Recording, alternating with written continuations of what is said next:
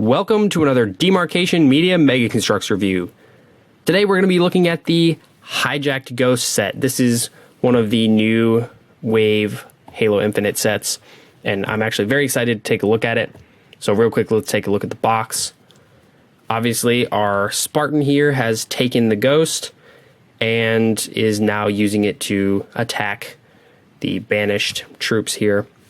We have an alternate build, 4 figures, 123 parts. This is kind of a new box size Mega is going with. I think it's a pretty good one. Around this side we can see 2 in 1. This side we get to see the figures. And around the back, I guess this is before the Spartan steals it. There's the alternate build again. Very strange looking. 2 plasma pistols, an assault rifle, a shock rifle, 6 shots, and it looks like you push down on the Ghost itself to fire off those shots. So let's go ahead and get this open. All right. These boxes are always nice and easy to get open.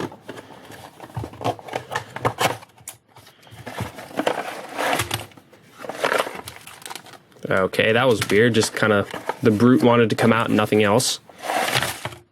There we go. That's more like it. Whoa, those are weird instructions. Wow. Pre-molded base parts. 1 bag of parts. Oh, 2 bags of parts. Bags for the figures. And then that new front piece. I have never seen instructions this size before. What? That was inside the instructions. Huh. These are very, very odd instructions. Okay, so let's go ahead and just open up these pieces. No numbered bags because this set is so small. It does not need it.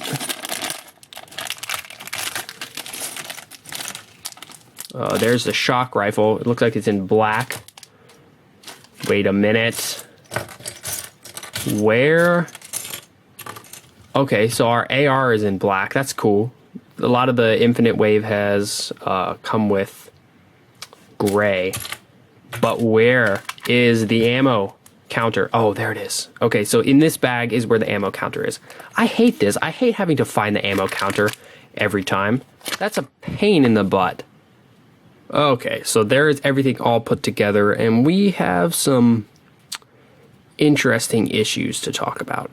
So let's go ahead and just jump right into the figures, starting with that grunt right there. Alright, this guy is exactly the same as what we saw in the skiff set, the brute skiff, which is not bad, because this is a grunt, and having many grunts is good.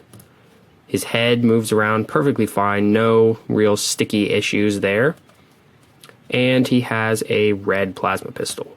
So, this guy is very solid, great to get, even though, you know, we've seen it before, but it's a grunt. You can never have too many. Next up is the second grunt in this set, which is the Grunt Imperial. This guy looks almost like we've seen him before, but we have not. First of all, though, his head is a little sticky, like from side to side mainly. I might have to sand that down a little bit. He has a red plasma pistol. And then this is the grunt from the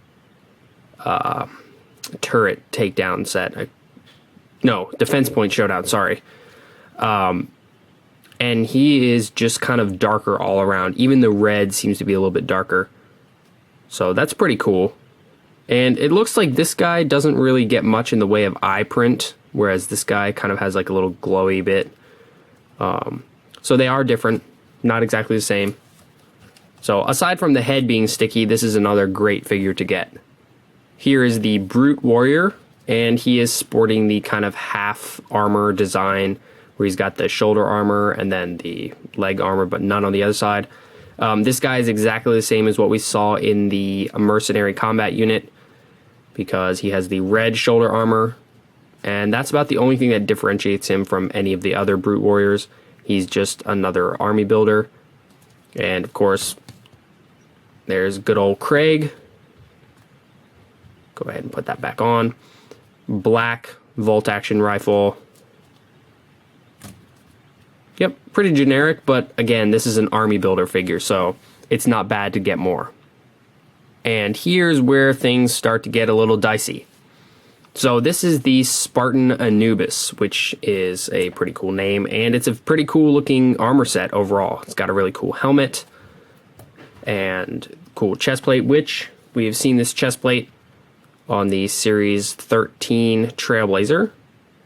It's a very cool design. So first of all, this head stuck, like it was really sticky. Like I was afraid I was going to break the neck. So I had to sand it down. And the way this head is paired with this armor, if you twist it the wrong way, it will actually pop the head off because you can kind of like run it up the edge and it'll want to start to come off. And that's obviously, that's not a huge deal. The sticky head is kind of a big deal. You just got to sand that. And then it looks like he has two different color lower legs. I don't think he actually does. I think they just went overboard with the marbling in one leg. So that's a little strange. He has a Mark 7 back piece. And he's supposed to have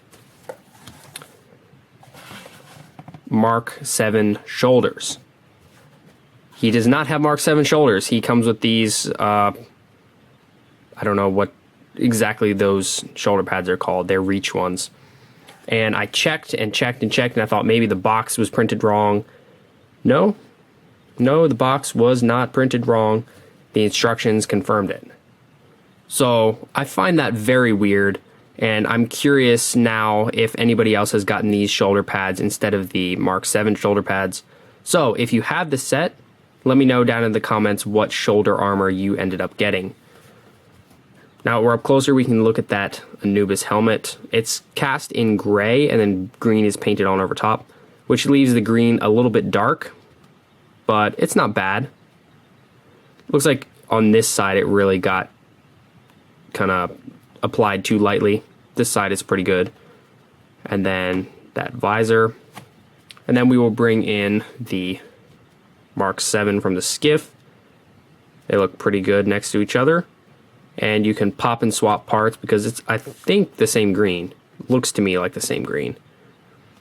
And that was the shoulder armor he was supposed to have. You can see it side by side with the one he came with. So, very strange. Some issues here. In the end, he's still a workable figure, but it's kind of weird.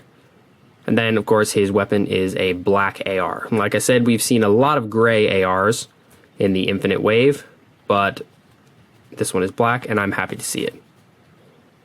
Alright, so here is the Ghost itself, and now it's time to talk about the other issue in the set, which is this. This cracked as soon as I put it on. I put it onto the peg, and I heard a little snap, and I was like, I didn't think that was supposed to snap on there. No, it didn't. It just actually cracked. So, like, it stays on, but I might have to contact customer service if it starts falling off. Overall, though, this was a very simple build, very quick, and it's effective, too. So, we have these new pieces here, this one, and this one, and you can see here we have different ways to kind of attach this piece. So, it attaches by a peg, so if we wanted to, we can kind of shift it down more. The instructions tell you to put it all the way at the top, like so. We have some yellow print on the sides, some handlebars, whatever those little engine things there are. I would have liked to see some sort of a little slope here, maybe, because that looks very flat and odd. If there had been a slope there to make it look more like a seat, that would have been cool. Because the whole thing looks great until you look at it from the side, and that seat section looks strange to me. Overall, though, I think this is really good. This piece right here is actually printed, so this red here is a piece, this red here is a print, and the colors match so well, like I'm shocked. They did a great job with that, and I didn't realize that was a print. And then we have the shooters, and so it hovers actually on the tabs there. So to fire it, you just kind of do like that. I think that's a pretty cool feature. Like, It's one that doesn't take like a ton of extra parts to make it a weird gimmick or whatever. It's just simply you push down on the ghost and it shoots. I think that's genius. So let's go ahead, and since this is the Banished Ghost Hijack, we will go ahead and stick our Spartan on there. So he's gonna hold on like this, like that, and then I guess you kind of have to bend the legs a little so that they don't drag on the ground. That's another little bit of a strange thing, is there's really nowhere for their feet to go. They just kind of have to hold them up. But there we go, he's on there, ready to go. That's pretty cool. And let's do some size comparisons. There it is next to a mongoose. And then there it is next to a warthog. It's pretty cool. This basically looks like the Banished version of a mongoose. Very cool. Well, there you have it. That is the Banished Ghost Hijack. So I think the concept behind this set is fantastic, because this is a small set. You can easily army build with it. You can get an army of ghosts. Obviously, you probably don't want too many of the Spartan Anubis, but there's only one of him in the set and 3 enemy figures. Like I said, though, there are some weird issues, like the fact that he doesn't have the right shoulder armor, that I had to sand the joint on his head, that the piece here cracked super easily. So it's a bit of a mixed bag. I'm sure not all sets will have these issues, but still, they're out there. Overall, though, I'd say this is definitely a great set. This little ghost is great to have. You know, it's just well done. They hit all the boxes they needed to hit with this ghost. I know some people say that the one before was better, but I don't have that one for comparison. This is actually the first ghost that I've gotten that wasn't a half-broken thing from a big lot. And it just feels solid to me. Like, this is something you can play with and swoosh around, and it's not really going to fall apart on you. Whereas I've heard the one before definitely would fall apart on you. So, again, these are toys. They have to stay together. And I don't want my sets falling apart as I try to take photos of them. So, I'd say this is definitely good. You get a good amount of troops. I definitely recommend this set if you're looking to up your Banished army, or if you want that new Anubis. Thanks so much for watching. If you enjoyed this video, please leave a like and consider subscribing, and I'll see you next time.